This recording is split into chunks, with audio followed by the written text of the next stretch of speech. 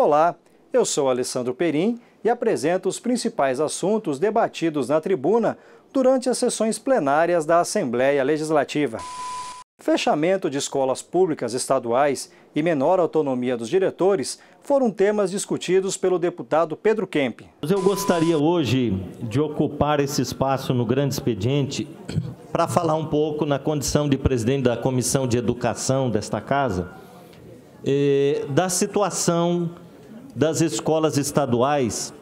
E eu tenho recebido aqui na Assembleia Legislativa alguns diretores e professores das escolas.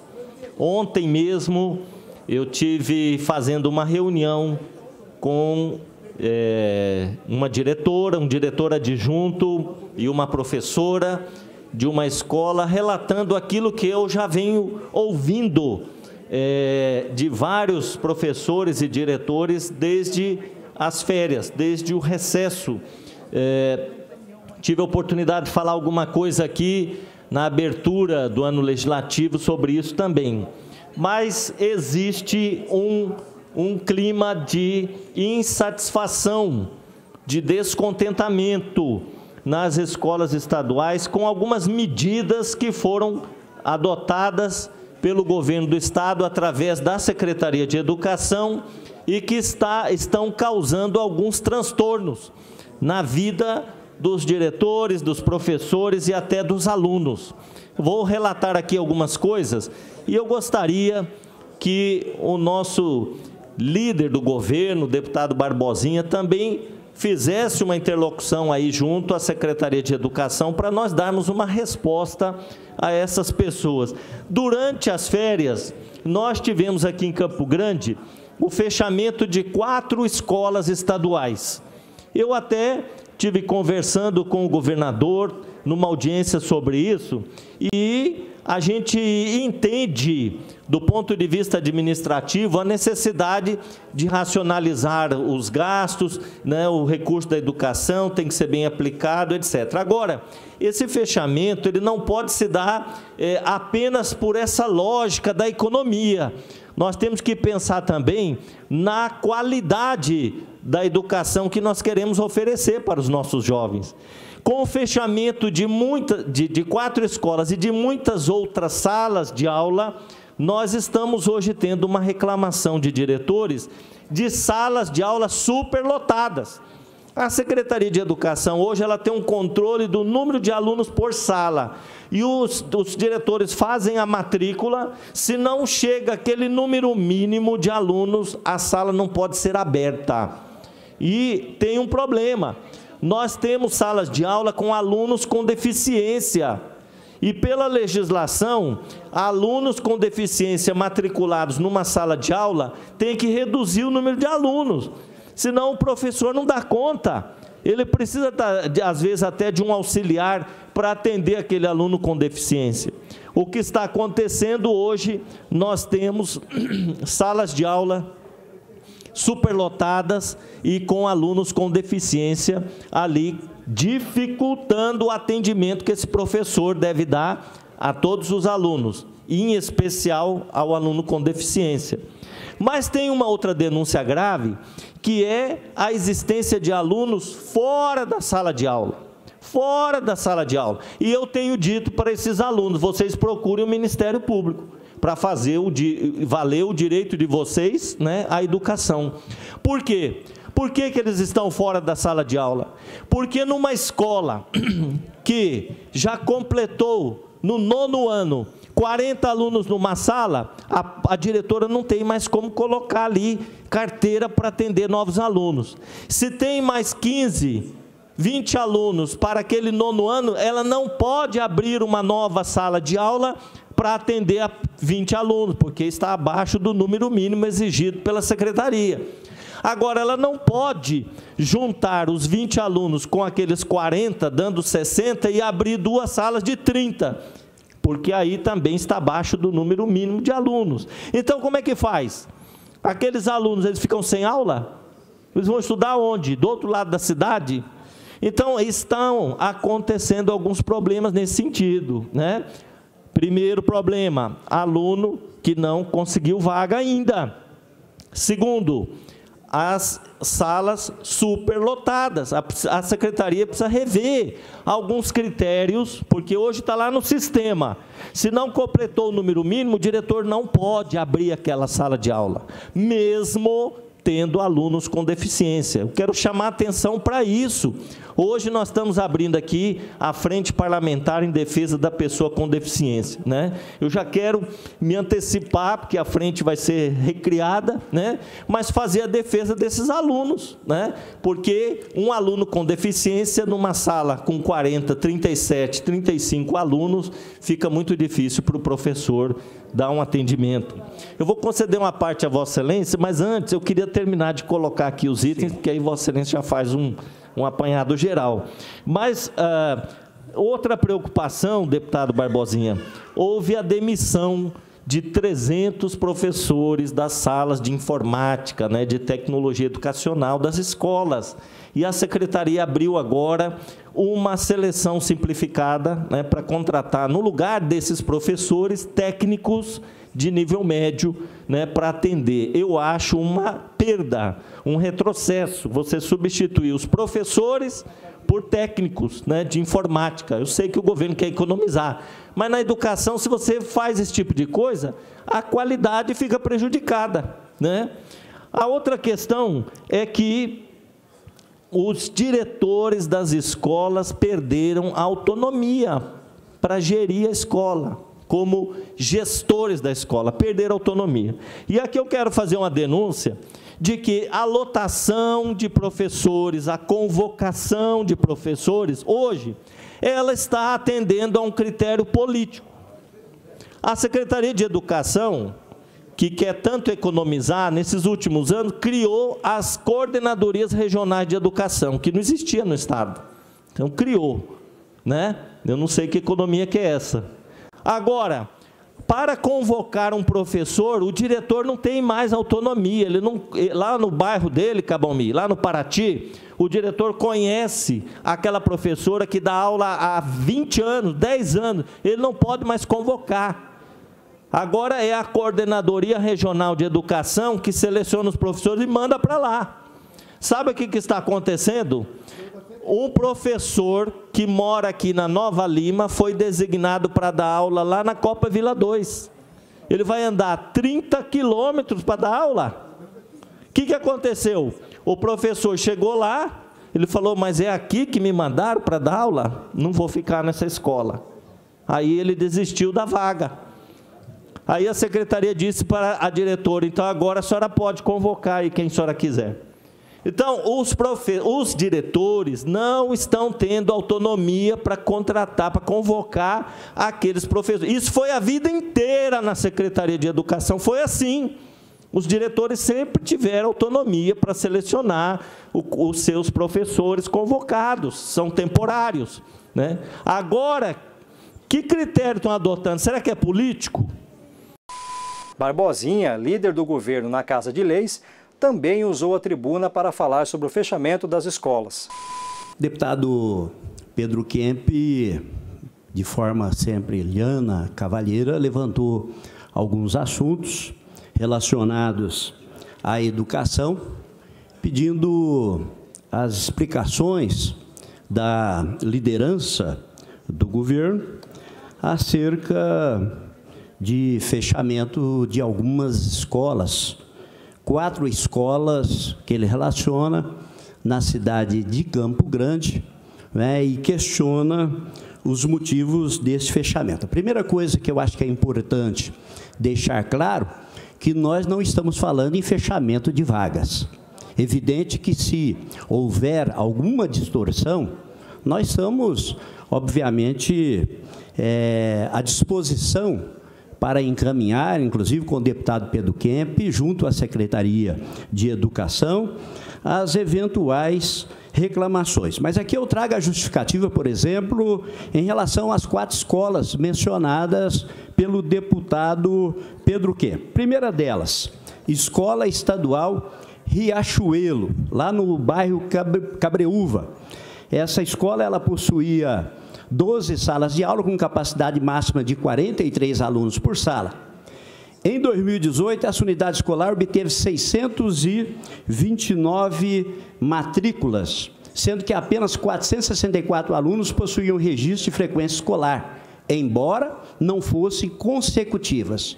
Esses 464 alunos foram atendidos em 3 turnos, 12 salas de aula no período matutino, 298 alunos, 3 salas no período vespertino, 69 alunos, e 10 salas no período noturno, com 262 alunos.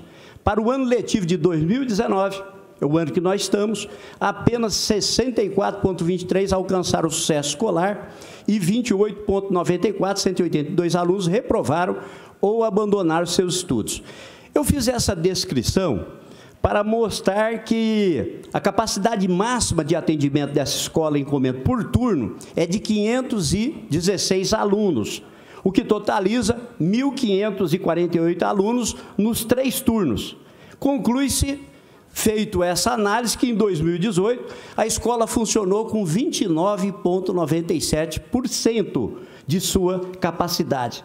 O número elevado de transferências, transferiu-se 139 alunos, cancelamento de matrículas 35, falta ou abandono 19,40% dos alunos, e isso relacionado normalmente, às vezes, à localização da escola e à dificuldade de acesso. Cabe frisar, é importante dizer isso, que essa unidade de ensino ela atendia alunos de 15 a 17 anos que estão em distorção de idade no projeto Avanço do Jovem na Aprendizagem, que é o AJA, né, que visa resgatar o ensino desses jovens que ainda se encontram no ensino fundamental. Todas as turmas e respectivos alunos da Escola Riachuelo foram alocados na Escola Estadual Hércules Maimone, localizada na região central de Campo Grande, na Rua Joaquim Murtinho, 2612, no Itanhangá Parque. Lembrando que o transporte coletivo de Campo Grande, independente de ser aluno da rede estadual ou da rede municipal, possui o passe escolar. Outra escola é a Escola Zamenhof.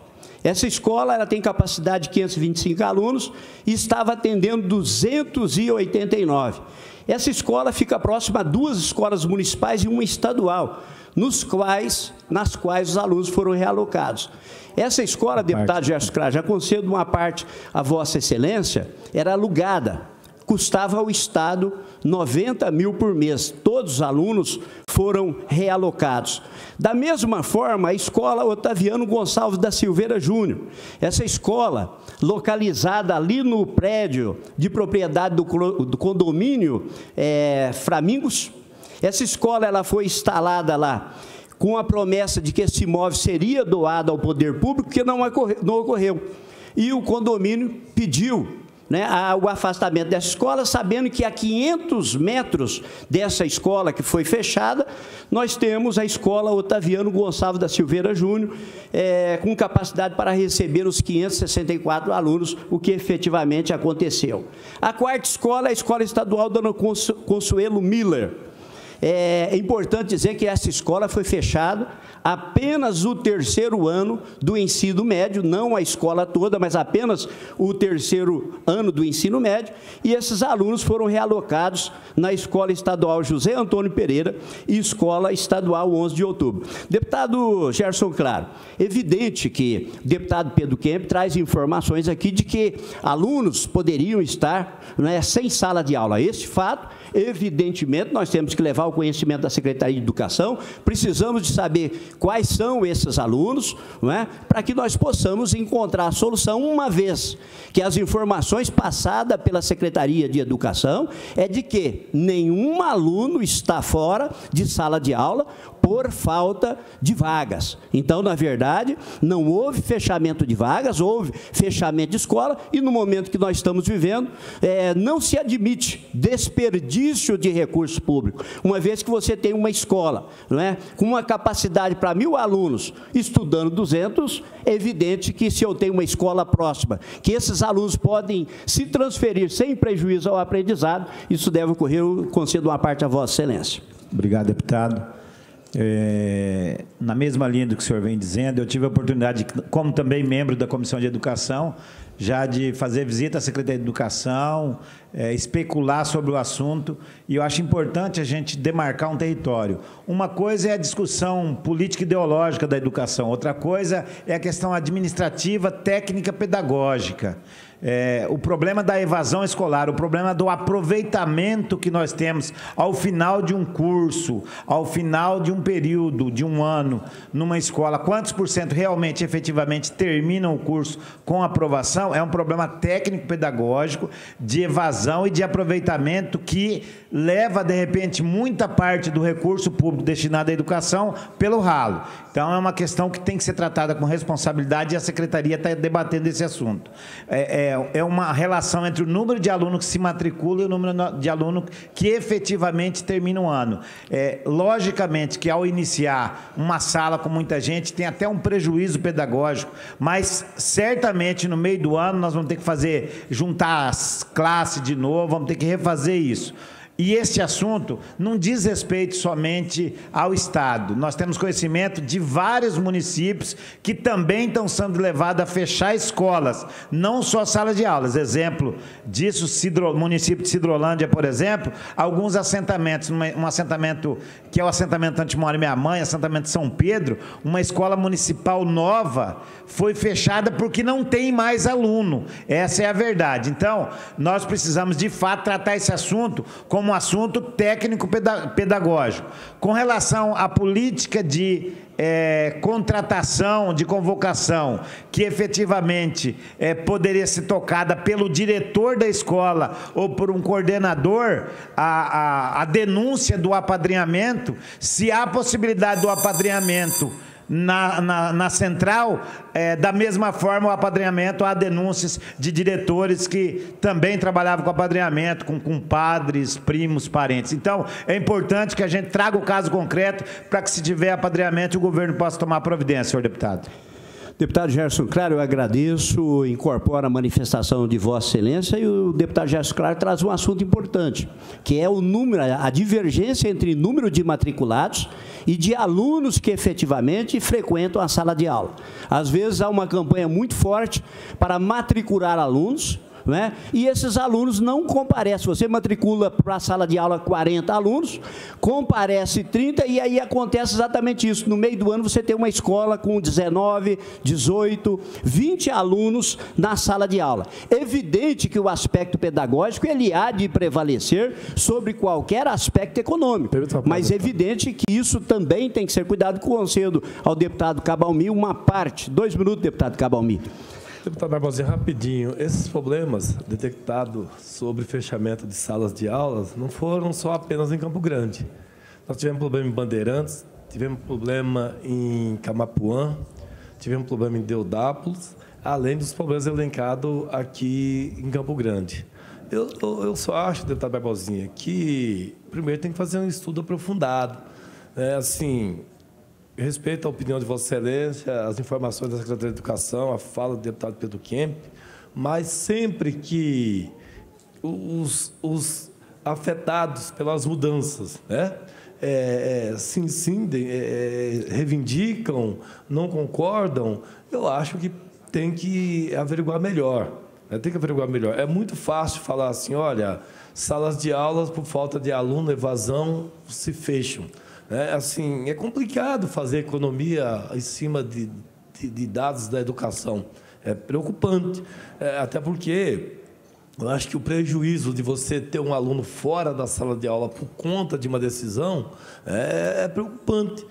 Isso é igual à segurança pública. Se você tem um projeto que salva uma vida, é uma vida salva por conta de um projeto na área da segurança pública.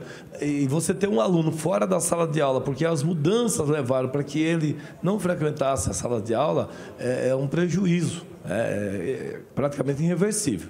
Eu agradeço a fala de Vossa Excelência, mas, assim, houve tensão no município de Bandeirantes, houve tensão em Camapuã, movimentos de rua. Eu recebi em Deodápolis, por conta do fechamento de uma sala de aula lá na Lagoa Bonita, do distrito onde moram meus pais, assim, reivindicação de mais de 30 alunos e professores. Então, é preocupante. Eu acho que tem que ser melhor avaliado, melhor discutido. professor Rinaldo comentou sobre a construção de academias ao ar livre em Campo Grande. Presidente, deputados, a todos que aqui se encontram prestigiando a nossa sessão.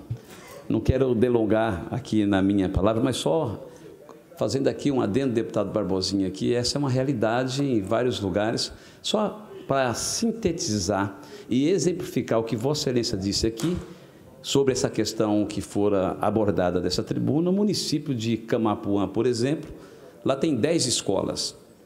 Olha o tamanho de Camapuã. Acho que é menor do que o bairro Piratininga, a sua população.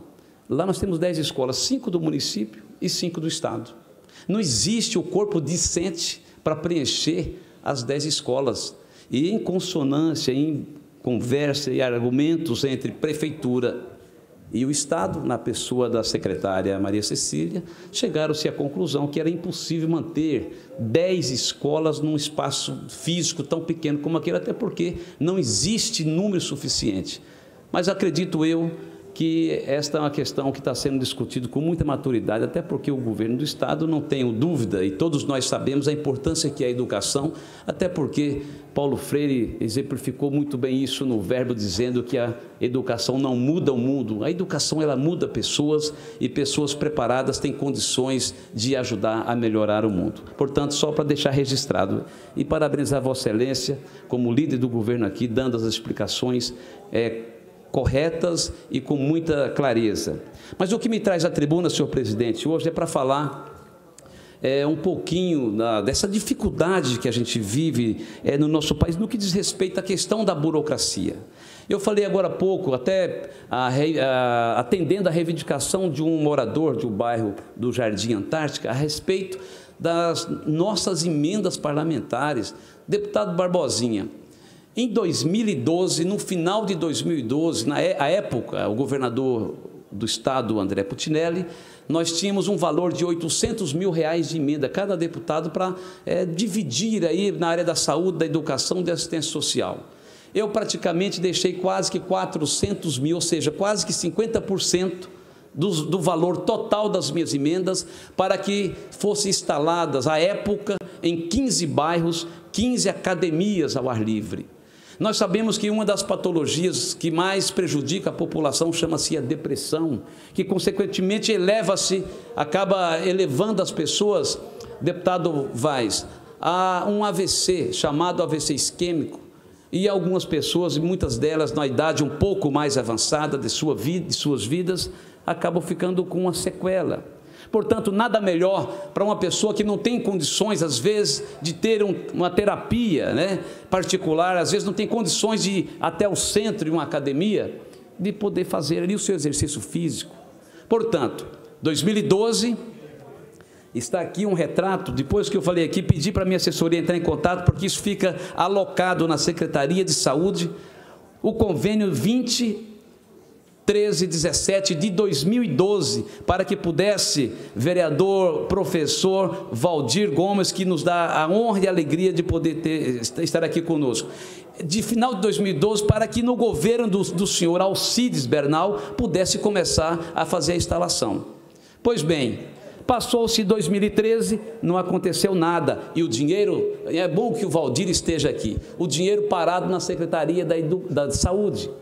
Passou-se 2014, aí vem o prefeito Gilmar Olarte, ele colocou em prática, conseguiu afixar 4 delas, e vou dizer onde elas estão afixadas: Rua Souto Maior, na UBS, ali no Tijuca; a segunda no Centro Comunitário do Conjunto Buriti; a terceira no Caiobá 2, e a quarta lá, em frente ali à Casa Paraguaia, na Rua Ana Luísa de Souza. Pois bem, passou esse tempo todo, entrei em contato com o prefeito Marquinhos, outras já foram afixadas, eu lamento aqui dizer, não sei se foi um lapso, mas eu não fui comunicado, eu não fui convidado, e sequer alguém ligou no meu gabinete dizendo: tal dia será inaugurada a fixação da academia ao ar livre. Portanto, dizer a Vossas Excelências que o que mais me intriga aqui nesse momento é dizer como que pode o dinheiro ficar parado. Nós estamos em 2019, deputado Barbosinha, e até hoje ainda não foram fixadas todas elas. Ainda estão faltando 5 academias ao ar livre. E um dia eu liguei para o secretário de Saúde, ele diz, olha, é porque, na verdade, tem que ter a participação da CEINFRA, porque tem que fazer ali, lá na roça a gente chamava de baldrame, né? Tem que fazer ali o concreto para afixar a academia. Veja bem, as pessoas, muitas delas sequeladas de um AVC isquêmico, muitas delas no estado de depressão, enclausulados dentro de casa e não ter o direito de poder exercitar, que isso é bom para a saúde, é bom para a alma e, consequentemente, tira as pessoas desse estágio terrível, que é uma das piores patologias existentes hoje no planeta, chama-se a depressão. Inclusive, aqui foi palco de uma audiência pública dessa doença terrível que tem levado pessoas, inclusive, ao suicídio. O que eu quero deixar aqui registrado é que isso não pode acontecer mais. Se o dinheiro já foi alocado, é preciso que a burocracia não emperre ainda mais com que esse direito, que é um direito líquido e certo, um direito adquirido do cidadão, não venha a ser tolhido. Portanto, eu gostaria de dizer o seguinte, deputado, quero conceder a parte com muita alegria a Vossa Excelência. Desse recurso que eu deixei, ele tem o suficiente para colocar 19 academias. Vou dizer aonde elas estão já fixadas. O BSF do Aerorancho 4, o BSF do Jardim Botafogo, do Jardim Batistão, Pioneira, mas na verdade é Pioneiros o nome, né? A gente chama de Pioneira, mas o bairro é Pioneiros. A Unidade Básica de Saúde do Jardim das Oliveiras, da Vila Cox, Vila Dedé, o BSF da Vila Fernanda, o BSF Sírio-Libanês, o BSF Ana Maria do Couto, instalada, todas elas instaladas. Centro Comunitário do Buriti, Rochedinho, Ayanduí, Azaleia e o BSF do Portal Caiobá, todas elas instaladas. As que estão faltando, vereador professor Valdir Gomes, nobre vereador atuante ali na Câmara, o BSF de Jardim das Perdizes, estão faltando, diz aqui, base pronta para instalação, falta a unidade em fase de construção, obra paralisada. O BSF do Jardim Presidente, base pronta para instalação, unidade em fase de construção, obra paralisada.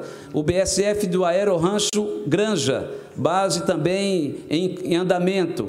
E o BSF do Jardim Antártica, que foi fruto de uma cidadã que nos ligou cobrando equipamentos adquiridos, falta executar a base para instalação, falta colocar o concreto. É difícil fazer um concreto para colocar uma academia ao ar livre. E a última, que falta, das 5 que estão faltando, o BSF do Jardim Macaúbas também está faltando fazer esse bendito concreto. Ou seja, o mais difícil conseguimos, o recurso.